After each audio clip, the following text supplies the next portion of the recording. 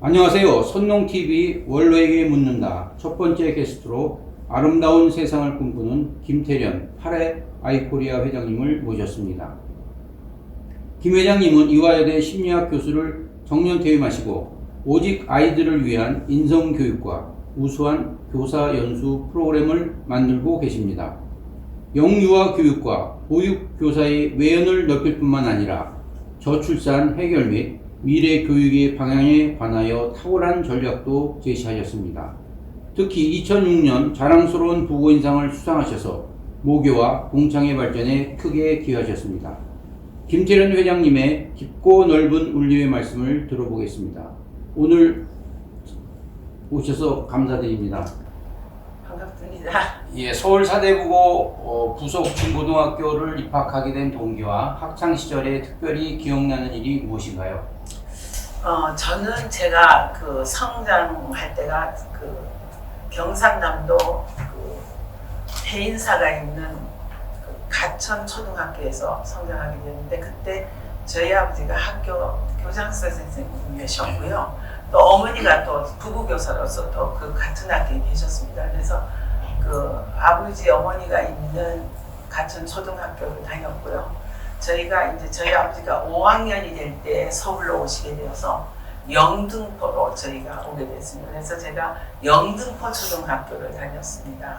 그래서 영등포 초등학교를 5학년서부터 다니고 나서 이제 졸업하고 나서 중학교를 어디를 갈까 했을 때 특차가 오로지 유일한 서울대학교 사범대학 부속 중학교가 특차이기 때문에 거기를 지원을 했는데 다행스럽게 입학이 되었어요. 예. 그래서 정말 그렇게 특차에 가서 합격을 했기 때문에 저도 굉장히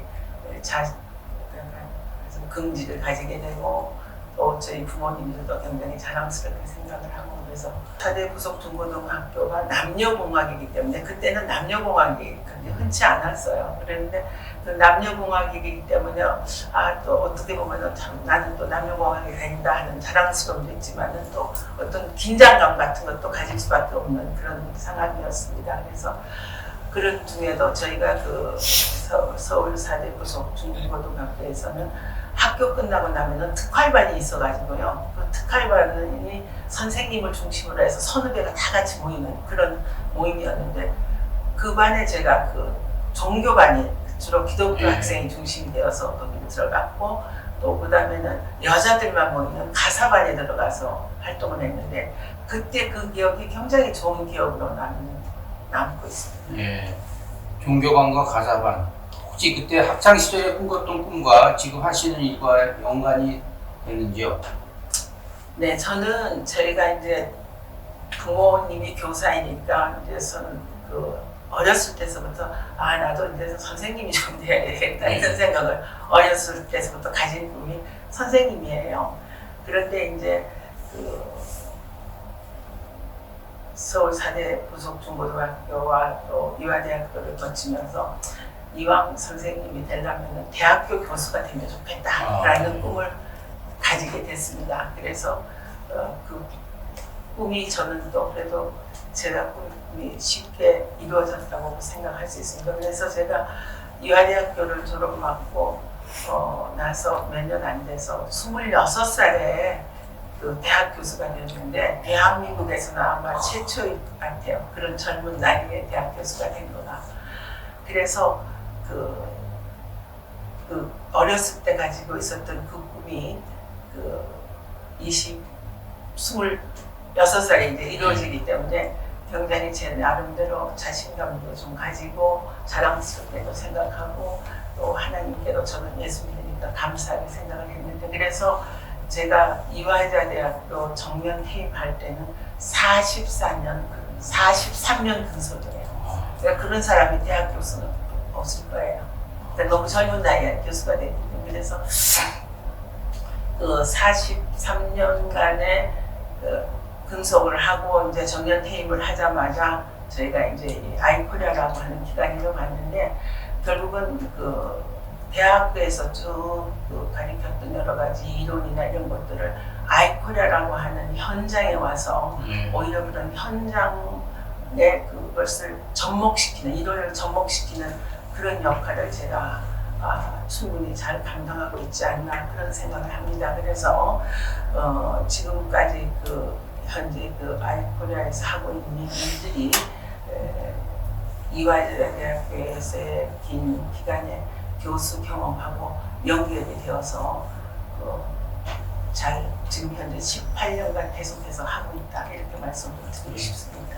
좀 말씀 들어보니까 43년의 대학 교수 그리고 18년의 아이코리아 정말로 많은 일을 하셨는데요. 그 중에 뭐 특별한 거 한두 가지만 좀 말씀해 주시겠습니까?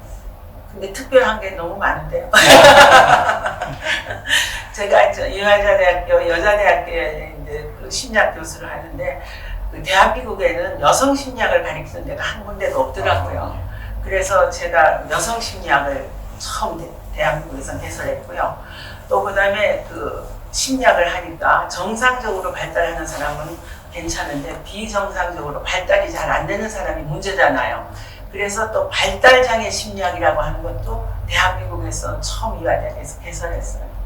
또 그것뿐만 아니고 이론만 해도 안 되니까 그러면 실제로 이런 문제를 가지고 있는 아이들을 치료해주는 프로그램을 만들어야 되겠다는 생각을 해서 정말 한국 대학에서 처음으로 장애자 치료센터를 이화대학교 내에 만들었어요. 또 그래서 그렇게 했고 그 다음에 제가 또 이화대학교 교육대학원 원장을 하면서 아주 중요한 일을 한 것이 뭐냐 그러면은 우리나라의 음악 치료라고 하는 것을 모르고 있어요. 그래서 음악 치료 교육을 제가 프랑스에 갔을 때 도입해가지고 와서 그것을 교육대학원 내에 음악 치료 교육과라고 하는 걸 만들었고요. 이것도 대한민국에서는 처음이고요. 또 그 다음에 또 제가 가지고 있는 자랑스럽게 얘기하고 싶은 거는 세계의 언어가 3,000개가 있는데 문자는 85개밖에 없어요. 그러니까 세종대왕의 정말 기가 업적이라는 것은 대단한 거죠. 그런데 유엔에서 한글이 다른 나라에다가 문자가 없는 나라에다가 보급하라고 하는 것을 벌써 20-30년 전에 결정을 해줬는데 그 역할을 안 하더라고요. 그래서 제가 이화여자대학교 교육대학원 안에 아까 음악치료교육이라고 하는 걸 만들면서 외국어로서의 한국어 교육이라고 하는 것을 개설을 하게 됐어요. 그래서 지금 현재 이화여자대학에서 음악치료교육과 한국어로서의 외국어 교육 이거는 이제 문자를 없는 나라에 가서 가르치는 한국어 교육이 굉장히 활발하게 움직이고 있고 인기가 아주 높은 그런 것을 인정받고 있어서 제가 아주 많은 긍지를 가지고 있고요. 또 한 가지는 뭐냐 그러면은 장애인들에 대한 관심 때문에 장애인들은 맨날 같이 태어나면서부터 보호를 받아가지고 끝까지 보호해주다가 가야 돼서 어머니들이 뭐라 그러냐 그러면은 내가 죽기 전 하루 전에 제가 죽었으면 좋겠다 이렇게 얘기하잖아요. 근데 그거는 너무 슬픈 일이잖아요. 그렇죠. 근데 그건 뭐냐면은 홀로 쓰기 프로그램을 안 하기 때문에 그러니까 그런 장애 아이들이 독자적으로 자기 생활을 할 수 있는 독립적으로 혼자 쓸 수 있는 홀로 쓰기 프로그램을 어려서부터 진행하면 그것은 가능하거든요. 그래서 제가 처음으로 대한민국에다가 장애 아이들을 위한 홀로 쓰기 프로그램을 제가 도입을 했고요. 한 가지만 더 말씀을 드리면은 이 장애인은 언제든지 장애인들만 만나고 있어서 정상적인 친구가 없어요. 그래서 장애인과 정상인이 친구를 맺게 해주는 프로그램이 30년 전에 미국에서 만들어져서 전 세계가 거기에 가입해서 하는데 한국만 빠져 있어요. 그래서 제가 미국에다 요청을 해서 아이코리아라고 하는 NGO에서 이름이 베스트 버디스라는 이름이에요. 절친한 친구. 근데 절친한 친구 프로그램을 저희가 도입하게 되어서 베스트 버디스 코리아라고 하는 거를 저희가 운영을 해서 지금 11년째거든요. 근데 이 프로그램을 운영하는데 또 돈도 많이 들고 그래요. 지금 300명이 움직이고 있거든요. 근데 우리 성기학 회장님께서 처음부터 지금까지 후원해주고 계셔요. 그래서 그 후원 때문에 저희가 10년 동안 지금 운영이 잘 되고 있고요. 또 저희가 들어가서 베스트 버디스 인터내셔널에 들어가서 저희가 가입해가지고 잘하는 베스트 버디스를 잘 운영하는 국가로 3년 연속 최우수상을 받고 있어요. 그래서 그런 것들이 저에게는 큰 업적입니다. 아, 이거 오늘 참 새로운 사실과 네. 참 많은 일을 하셨는데 특히 이 젊은 동문들이 제일 궁금해하는 게 있는데요. 그게 영유아 교육이거든요. 네. 그거에 대해서 조금 말씀해 주시죠. 그러니까 영유아 교육이 사람의 일생 중에서 제일 중요한 교육이 영유아 교육이에요. 왜냐 그러면은 영유아 교육 만 5살까지가 인생이 가져야 할 여러 가지 특성들을 형성하는 형성기예요. 그러니까 건강이라든지 습관이라든지 성격이라든지 인성, 또 그다음에 정서라든지 도덕이라든지 인간관계라든지 이런 것들을 다 형성하는 시기가 이 시기이기 때문에 이 시기가 제일 중요하다. 그래서 많은 학자들이 뭐라고 하냐면은 만 5세까지 잘 키운 아이는 보장됐다. 그러면 그 시기가 얼마나 중요한 시기예요. 그렇기 때문에 교사 교육이 절대적으로 필요하고 또 그다음에 부모 교육이 절대로 필요해요. 왜냐하면은 부모한테 같이 먹고 자고 같이 생활하면서 알게 모르게 배우는 것이 너무 많거든요. 그러기 때문에 저는 정말 그 요새 그 영유아 교육을 위한 교사 교육을 잘 해야 된다는 생각을 하고 또 최근에 그 학대하는 부모님들을 보면서 정말 우리는 부모 교육을 다시 좀 해야 되겠다. 정말 아이를 낳겠다고 하는 사람은 정말 의무적으로라도 부모 교육을 받아라 하는 그 제도를 좀 만들었으면 좋겠다라는 생각을 할 정도로 그만큼 중요한 시기가 이 시기다라는 것을 말씀을 좀 드리고 싶습니다. 이 모든 동문들한테 제일 또 관심 있는 게요. 지금 저출산, 특히 고령화에 대해서 이제 웰빙, 웰다잉 이게 어떤 관계가 있는지 그걸 좀 말씀해 주시죠. 저희 나라가 지금 그 저출산 고령화로 세계 1위예요. 저희 나라가. 그런데 정말 우리나라 사람들이 왜 이거를 인식하지 못하고 있을까? 많은 인구학자들이 지금 전 세계 인구학자들이 뭐라고 얘기하냐면은 세계에서 제일 첫 번째로 없어질 나라가 대한민국이라고 그러거든요.